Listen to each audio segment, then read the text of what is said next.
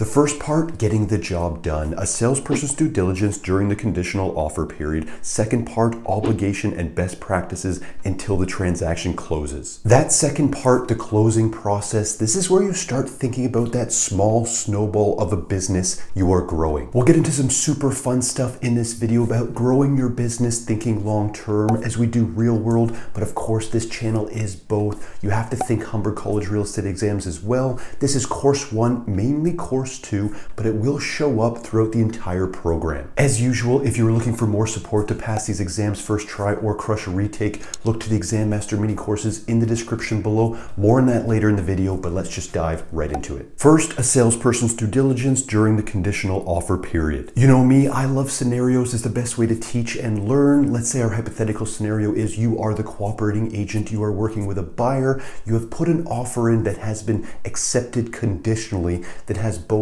a condition on mortgage and a condition on home inspection. Meaning that if these conditions are fulfilled in the time period indicated on the agreement of purchase and sale, this contract is now firm and binding. First, and this will be on the exams, once the agreement is accepted, when should the parties receive a copy of the agreement of purchase and sale? As soon as practically possible. Second, the deposit. The deposit will be noted in the agreement of purchase and sale as well, and it will be agreed upon by your buyers before this process, and you will ask the listing agent how they would like to receive the deposit. Usually it is a bank draft made out to the brokerage, and it will be one of 3 options usually. You might have to actually drop it off at their brokerage. They might be partnered with a major bank, say CIBC, TD, or Royal, where the buyer can go drop it off there, or hopefully by the time you are licensed, you will be using an app. A very simple app that allows you to take a picture of this bank draft and send it like we've all been doing for years. This will hopefully be at every brokerage.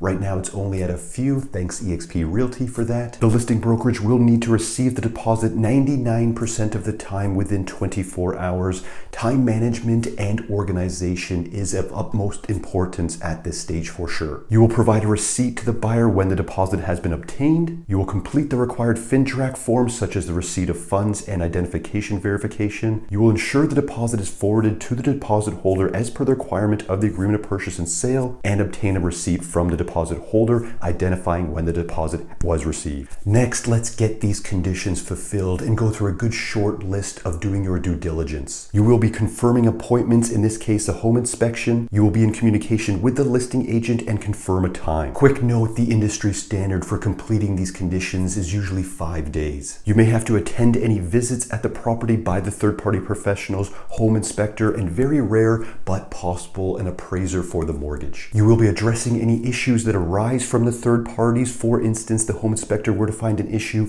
If it's a small issue, it can most likely be rectified. Possible ways to rectify it would be either it being fixed, of course, or with compensation. An example of compensation could be an amendment to the offer price. If it is a big issue, this is why you have home inspectors. You may have to walk away and the deposit will be returned in full to your buyers. Quick note, as I like to mention these things, all these conditions written into the agreement of purchase and sale have to be written in good faith. What this means for you as a salesperson is that a condition should only be included where a buyer is willing to make a good faith attempt to purchase the property. A condition should never be used to encumber the property within the offer, only to have no plans, no attempt to fulfill it. This type of behavior can lead to legal ramifications and the deposit maybe not even being returned to your buyer. Just keep that in mind. Everything to do with the agreement of purchase and sale, whether it's your conditions, anything like that, is written in good faith. From there, as we continue, let's say these conditions were both fulfilled, or if something was wrong, it was rectified, the buyers have received their necessary funds, and at this point you would write up a signed notice of fulfillment stating that these conditions have been fulfilled exactly as stated. Note that if this condition is written as a condition precedent, and for instance, let's say they didn't get the funds, but they got the funds and they wanted it to be waived, you would use a notice of waiver. Real world talk, 99% of all conditions you write up for your clients will be condition precedents. It protects your clients much better, meaning that if no action is taken, the agreement would be null and void, opposed to a condition subsequent where if no action was taken, the agreement would actually be firm and binding. Less protection there. You won't be using those type of conditions. most likely for your clients. Okay, so we continue now. All conditions have been met. The offer is now firm and binding, and we move on to the second part, obligations and good practices until the transaction closes. I say obligations, and there are a few for sure, but realistically they are limited for you as a salesperson during this process, but we are going to go above and beyond, aren't we? We'll get into that in a second. Once the offer becomes firm and binding, at this point the brokerage will provide a copy of the agreement to the lawyers who have been retained by the seller and the buyer. You will be responding to any requests from their lawyers, facilitating pre-closing inspections, essentially walkthroughs. The agreement of purchase and sale you have written up for your buyers will most likely contain a condition that states that your buyers can see the property 2 to 3 times before the official closing date if necessary, possibly to make a measurement or two, maybe even have a contractor come through if they plan on doing any renos, stuff like that. You may have either party, either it's on their side or your side, ask for something to be changed, closing date, something like that. This would require both parties to agree to make this amendment. This can happen 1 out of 3, 1 every 4 times. You will accompany your buyers for the final walkthrough to confirm the sellers have completed any agreed upon repairs, confirm the channels and fixtures are as described in the agreement, and if something's wrong, missing or damaged, for instance, you as the buyer salesperson will notify the listing salesperson to try to resolve the issue with the sellers while also communicating this to the buyer's lawyer to ensure a resolution. So those are more or less the mandatory obligations, but we want to go above and beyond, of course. I want you to start thinking LTV, right? Lifetime value of a potential client, repeat sales, referrals, right? You take this one deal and you are looking to get 5, 6, 7, 10 times more deals from it. Let's say you just made $15,000 on this particular transaction. Think about that client being worth more like $150,000. A well-treated lifelong client in this industry can be worth 10 times what you just did on a transaction. Make sure they understand the closing process, right? Of course, if they're first-time home buyers, they're going to need some help here, but even if they've moved a lot, right?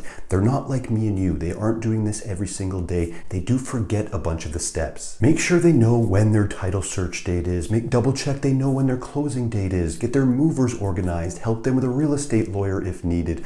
Go above and beyond here. Start thinking about your closing gift you're going to be getting them, right? And then get into hopefully getting referrals, right? Turn to them and say it was an absolute pleasure working with you. If you know anyone else that possibly is looking to move anytime soon, send them my way. I'd love to help. Often how well a client is treated during the closing process, right after the deal is done, will be the most memorable for them. At the end of it, get that testimonial, of course, get that review, and now just continue to stay in communication with them often. This is how that snowball starts to grow in this industry and build up real momentum, thinking long-term. Real world value in this video, and of course, what you're going to see on the Humber College real estate exams. Like mentioned, if you are looking for that additional support to pass these exams, look to my Exam Master mini courses in the description below. It's mini notes, mini quizzes, my exact fundamentals I use to pass all exams first try and in 4.5 months. And I also do video breakdowns of the 4 types of questions you may see in the exams. Those links in the description below are also value links for the YouTube family for the time being. If you have any questions at all, you can DM, email, comment on this video. I get back to everyone. My name is Callum, eXp Realty real estate broker here in Ontario. Thanks so much for watching, and we'll see you in the next one.